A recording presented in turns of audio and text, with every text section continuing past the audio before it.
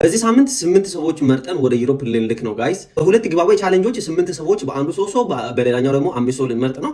3 ሰው የሚመረጠው በተለመደው እስከ መስከረም የሚቆየው ቻሌንጃችን ነው ማለት ነው። 3 ሰው መርጠን በትምህርት በስራ በቪዚት ወይም በፈለጋችሁበት ወደ ዩሮፕ በነፃ ፕሮሰስ የምናደርግበት እና ከትናንት ወዲያ ፖስት ያደረኩት ደግሞ ጣሊያን ፒኤችዲ ስኮለርሺፕ ላይ ማድረግ የምትፈልጉ ሰዎችና ዶክመንት የሚታሟሉ 5 ሰው መርጬ ወደ ጣሊያን በነፃ ፕሮሰስ እናደርጋለን ያለውን ቻሌንጃችን ነው ማለት ነው። ቻሌንጁ እንደቀጠለ ነው። ፖስት የሚደረጉ ቪዲዮዎች ላይ መሳተፍ ትችላላችሁ። የሁለቱም ቻሌንጅ ሪዛልት እሁድ ማታ ላይቭ ቀጥታ ስርጭት ላይ እናወጣለን። ስለዚህ በዛ ቀጥታ ስርጭት ላይ መታችሁ አብረን ፒክ እናደርገዋለን ማለት ነው። ስለዚህ እድለኛ የሆኑ ሰዎች በዛ ሰዓት እንመርጣለን። ከዛ ደግሞ ፒኤችዲ ስኮለርሺፕ ቻሌንጃችን እሁድ ቀን ያበቃል። የሳምንቱ 3 ሰው የምንመርጠው እስከ መስከረም ድረስ ይቆያል ማለት ነው። ስለዚህ ይሄን ቻሌንጅ በመሳተፍ በነፃ መጠቀም ትችላላችሁ።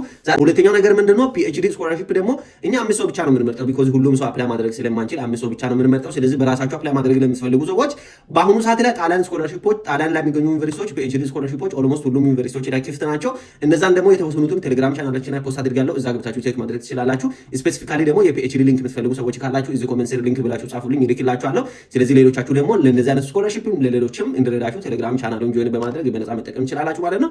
ጊቫዌ ቻሌንጃችን እስከ መስከረም ድረስ ይቀጥላል። ስለዚህ ይሄንን ቤት ፎሎ በማድረግ በጊቫዌው ላይ መሳተፍ ቀላሉ አፕላይ አድርጋችሁ ወደ ዩሮፕ የምትመጡበትን መንገድ በእኛ በኩል ማመቻቸት ትችላላችሁ ማለት ነው። ይሄንን ቤት ፎሎ ካላደረጋችሁ ፎሎ ማድረግ እንዳትረሱ። ይሄንን ቪዲዮ ለ15 ሰው ሼር ኮፒ ሊንክ ማድረግ እንዳትረሱ። ፒስ፣ ይመቻችሁ።